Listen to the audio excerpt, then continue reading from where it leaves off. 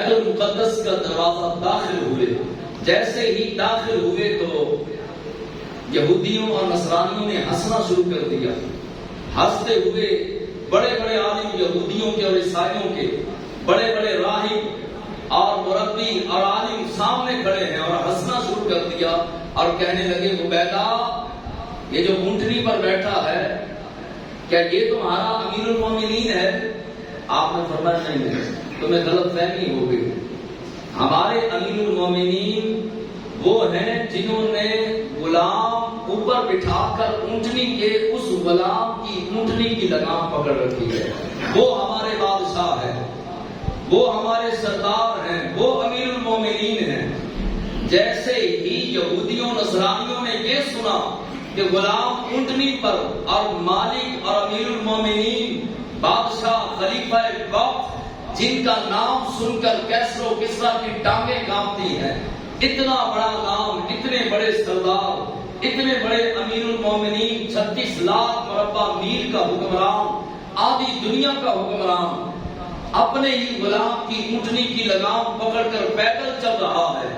سادگی کا یہ عالم ہے کہ 36 پیوند گردے پہ لگے ہیں، ایک بار کی آواز میں 40,000 میں 70,000 کافروں نے کلمہ پڑھا مسلمان۔ عبیدہ بن جراح فرمانے لگے مجھے سمجھ نہیں آئی تو مسلمان کیوں ہوئے؟ سادگی کو دیکھ کر انہوں نے کہا کہ وجہ یہی بنی، لیکن ہم نے اپنی کتابوں میں پڑھا تھا کہ ایک وقت آئے گا بیت المقدس کو فتح کرنے والا، بیت المقدس کو جو ہے وہ یہودیوں اور عیسائیوں سے چھیننے والا، دوبارہ مسلمانوں کو دلانے والا، 14 پیبند لگا کر اپنی گردے کو اور غلام کو اونٹنی پر بٹھا کر خود اونٹنی کے ساتھ لگام پکڑ کے پیدل بیت المقدس کے دروازے میں داخل ہوگا۔ ہم نے اپنی کتابوں میں پڑھا تھا وہی مرد حق ہوگا، اسی لیے ہم نے کلمہ پڑھا کہ یہ اسلام سچا دین ہے، قرآن سچی کتاب ہے، اور تمہارے آقا و مولا وہ سچے رسول ہیں اور ان کے خلفائے راشدین سچے خلفائے راشدین ہیں۔ یہ اسلام کی طاقت ہے۔ آج 34 گاڑیاں پیچھے، 32 گاڑیاں پیچھے، اور بیچ میں یہ سور جا رہا ہے اور ہٹو بچو کے نعرے لگائے جا رہے ہیں، مسلمانوں کو کچلا جا رہا ہے، مسلمانوں کی بیٹیاں دریائے چناب میں خودکشیاں کر رہی ہیں اس وجہ سے کہ ان کے پاس کھانے کے لیے اپنے بچوں کو کھلانے کے لیے پیسہ نہیں، روٹی نہیں، رزق نہیں، کھانا نہیں، اور یہ عیاش کمینے ان کی عیاشیاں ہی ختم نہیں ہو رہی، اور کبھی اس کو اتارا اس کو بٹھایا، اس کو اتارا اس کو بٹھایا، سارے مل کر پاکستان کے ساتھ کھیل کھیل رہے ہیں۔ لیکن ایک پیغام یہ غلام مصطفیٰ کا بھی یہ سن لیں، ان کے اندر جتنے بھی ملوث ہیں، عدلیہ ہو یا نیوٹرل ہو، کوئی بھی جو ملوث ہے اس کھیل میں کہ پاکستان کی معیشت کو تباہ کرنے کے در پہ کبھی اتار کے، کبھی بٹھا کے، کبھی کوئی تماشا، کبھی کوئی تماشا، مسلمان معیشت کی وجہ سے پریشان، تاجر تجارت کی وجہ سے پریشان، غریب روٹی کی وجہ سے پریشان، اور جوان بیٹی کا باپ بیٹی کے ہاتھ پیلے کرنے کی وجہ سے پریشان، 18-20 ہزار تنخواہ والا ملازم، 20-25 ہزار والا ملازم اپنے تمام اخراجات کو پورا کرنے کے لیے پریشان۔ لیکن یہ تماشبین ملک پاکستان کو انہوں نے تماشا بنا کے رکھا۔ یہ سن لیں، پاکستان کو جس نے بھی نقصان پہنچایا رب ذوالجلال نے اس کی نسلوں کو بھی بدبودار کر دیا۔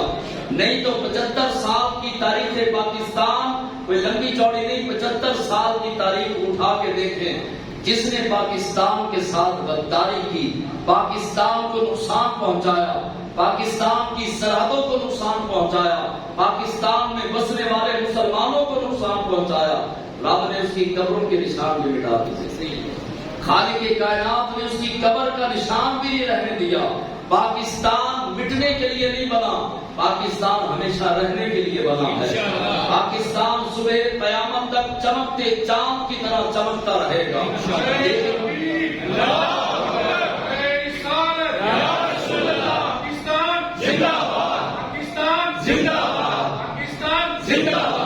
صبح قیامت تک پاکستان آباد و شاد رہے رہے گا اس کو لوٹنے والے، اس کو کھانے والے، اس کی سرحدوں کو، اس کی معیشت کو تباہ کرنے والے، وہ خود بھی تباہ ہوں گے، ان کی آنے والی نسلیں بھی تباہ ہو جائیں گی، لیکن پاکستان تابندہ رہے گا، آباد رہے گا اور شاد رہے گا۔ حضرت فاروق اعظم رات کو گشت فرما رہے ہیں، آپ اخباریں پڑھیں، دل خون کے آنسو ہوتا ہے۔ لوگ جو ہے وہ ایک جوان گجرانوالہ کا 4 بچے تھے، کام تلاش کرتا رہا، کام نہ ملا، 4 بچوں کو بھی قتل کر دیا، اپنے آپ کو بھی، بیوی کو بھی مار دیا۔ کئیوں نے جو ہے وہ خودکشیاں کی۔ کیا قیامت والے دن ان سے پوچھ نہیں ہوگی؟ آپس کی لڑائیاں، آپس کے جھگڑے اور آپس کے معاملات، کیا قیامت والے دن یہ کٹہرے میں نہیں کھڑے ہوں گے؟ فاروق اعظم فرمایا کہ دریا کے کنارے، نہر فرات کے کنارے، دریا دجلہ کے کنارے اگر ایک بکری کا بچہ بھی بھوکا رہ گیا تو قیامت کے دن عمر سے پوچھا جائے گا، بکری کے بچے کا عمر سے پوچھا جائے گا، اور ان سے مسلمانوں کے بارے میں پوچھا جائے گا۔ آج مسلمان ڈپریشن کا شکار ہو گیا، ان کے تماشوں کو پورا کرنے کے لیے، ان کے لاکھوں لیٹر پیٹرول اور ان کی عیاشیاں پورا کرنے کے لیے پاکستان کا درمیانہ طبقہ پس کے رہ گیا، غریب پس کے رہ گیا۔ کیا قیامت کے دن رب ان کو کٹہرے میں کھڑا کر کے پوچھے گا نہیں کہ بتاؤ کہ کتنے دریاؤں میں مسلمانوں کی بچیوں نے خودکشیاں کی، بتاؤ کتنے لوگوں کو قتل کیا گیا، بتاؤ تم نے کتنے لوگوں پر ظلم کیا، اور جو ہے وہ مسلمانوں کا، پاکستان کا حق لوٹ کر اپنی تجوریاں بھرنے والوں، بتاؤ آج بلاؤ اپنے مال کو، بلاؤ اپنے پیسوں کو، بلاؤ اپنے جو ہے وہ بنگلوں کو، آج تمہاری جان چھڑائیں، پھنسیں گے یہ قیامت کے دن، دنیا میں بھی رسوا، قبر میں بھی ذلیل، آخرت کے اندر بھی جو ہے وہ خالق کائنات مجرموں والے کٹہرے میں کھڑا کر کے ان سے پوچھے گا کہ بتاؤ تمہاری عیاشیاں ختم نہیں ہو رہی تھیں اور مسلمان 2 وقت کی روٹی کے لیے دانے شبینہ کے لیے ترس رہا تھا؟ پوچھا جائے گا ہر کسی سے، جو بھی ظلم کرے گا پوچھا جائے گا۔ حضرت فاروق اعظم رضی اللہ تعالیٰ عنہ رات کو گشت فرما رہے تھے اپنے دور خلافت میں، ایک گھر سے آواز آئی بچوں کے رونے کی، آپ نے کنڈا کھڑکایا، اندر سے ایک مائی صاحبہ بولی اور پوچھا کون؟ کہا بی بی کے بچے کیوں رو رہے ہیں؟ تو وہ جلال میں، وہ بی بی جلال میں آئی اور کہا کہ عمر کی جان کو رو رہے ہیں، کیونکہ خلیفۃ المسلمین عمر ہیں، بادشاہ عمر ہیں اور میرے بچے 3 دن سے بھوکے ہیں۔ حضرت فاروق اعظم فرماتے ہیں میرا کلیجہ پھٹ گیا، آنکھوں سے آنسو جاری ہو گئے، میں نے اپنے خادم اسلم کو ساتھ لیا، دوڑتے ہوئے ہم بیت المال میں گئے، وہاں آٹے کی بوری میں نے اپنے کندھوں پہ رکھی، اس نے وقت کے بادشاہ نے، امیر المومنین نے اور خلیفۃ المسلمین نے اپنے کندھوں پر بوری رکھی، ہاتھ میں جو ہے وہ گھی کا کنستر پکڑا، سودا سلف لیا، فوراً اس بیوی کے گھر آئے اور آ کر یہ نہیں کہا بیوی یہ پکڑو میں امیر المومنین ہوں، تمہاری مدد کرتا ہوں، یہ پکڑو کھاؤ کھلاؤ، بلکہ آپ اس گھر میں تشریف لے کر گئے اور اسلم کو، خادم کو کہا کہ جاؤ لکڑیاں جمع کرو، لکڑیاں جمع کی، آپ نے آگ جلائی، ہنڈیا بنائی اور خود آٹا گوندا، آٹا گوند کے روٹیاں بنائی، روٹیاں بنا کر ان بچوں کو کھلائی، اور کھانا کھلانے کے بعد سب سے چھوٹے بچے کو اپنے کمر پر بٹھا کر جس طرح بکری کا بچہ چلتا ہے، 32 یا 36 لاکھ مربع میل کا حکمران جس کی عظمت و شان رب قرآن میں بیان کرتا ہے، اور جو درہ مارے تو زمین زلزلہ بند کر دے، جو درہ مارے تو زمین اپنے اندر نگلا ہوا تیل واپس کر دے، اور جس کے سائے سے شیطان ڈرے، جس کی شان میں قرآن کی آیتیں اترے، وہ عمر اسی رونے والے بچے کو کندھوں پر بٹھا کر، کمر پر بٹھا کر جس طرح بکری کا بچہ چلتا ہے چلے، اور وہ بچہ ہنسنا شروع ہو گیا، بچہ ہنس رہا تھا، عمر رو رہے تھے۔ حضرت اسلم نے پوچھا حضرت فاروق اعظم سے کہ حضور رو کیوں رہے ہیں؟ فرمایا کہ میں اللہ کا شکر ادا کر رہا ہوں، میری وجہ سے یہ بچے روئے، لیکن میں نے دنیا ہی میں ان بچوں کو ہنسانے میں کامیاب ہو گیا، ان بچوں کو ہنسا دیا، اور ان غریبوں تک جو ہے وہ روٹی کا انتظام کر کے جو ہے وہ میں خوش ہو رہا ہوں. اور بعد میں آپ نے اس بیوی کو بتایا کہ بیوی میرا نام عمر بن خطاب ہے. بیوی نے ہاتھ جوڑے کہا حضور آپ اتنے بڑے آدمی، آپ خود جو ہے وہ گھی کے کنستر اور آٹے کی بوریاں اٹھا کے میرے گھر آئے، آپ جلائی، ہنڈیاں بنائی، روٹیاں بنائی، میرے بچوں کو اپنے ہاتھوں سے کھلائی. فرمایا بیوی تجھے پتہ نہیں آخرت کا معاملہ بڑا ڈاٹا، آخرت کا معاملہ بڑا سخت ہے. عمر ڈرتا ہے کہ قیامت کے دن کہیں پکڑ نہ ہو جائے. اور فاروق اعظم رضی اللہ تعالیٰ عنہ ایک مرتبہ مضافات میں تشریف لے کر گئے، ایک دیہات میں، ایک گاؤں میں. تو وہاں جا کر کے جو ہے وہ آپ نے حضرت حیدر کرار اور حضرت عبداللہ ابن عباس ان دونوں کو کہا کہ تم جدا ہو جاؤ، میں ذرا اپنی رایا کی خبر گیری کروں، پوچھو تو صحیح کہ کیا معاملہ ہے. آپ ان کے شام سے واپس آ رہے تھے، راستے میں مضافات میں کسی گاؤں میں جا کے آپ ایک کٹیا میں، ایک مائی صاحبہ کی کٹیا میں گئے، سلام کیا. سلام کے بعد فرمایا کہ بی بی عمر کہاں ہے؟ تو بی بی نے جو ہے وہ تھوڑی سی روکھے انداز کے ساتھ کہا مجھے کیا پتا ہے عمر کہاں ہے، جہاں بھی ہو سنا ہے ان کے شام سے واپس آ رہا ہے، لیکن مجھے نہیں پتا، جہاں مرضی ہو. آپ نے کہا بی بی بڑی پریشان ہو، عمر نے بھی تمہارا نقصان کیا؟ کہا نقصان کیا کرنا ہے، جب سے حکمران بنا ہے میری کٹیا میں آیا ہی نہیں. تو حضرت عمر فاروق نے رضی اللہ تعالیٰ عنہ نے فرمایا کہ بیوی اس کو ایک ایک کٹیا کے اندر جانا، ایک ایک گھر میں جانا یہ ناممکن ہے.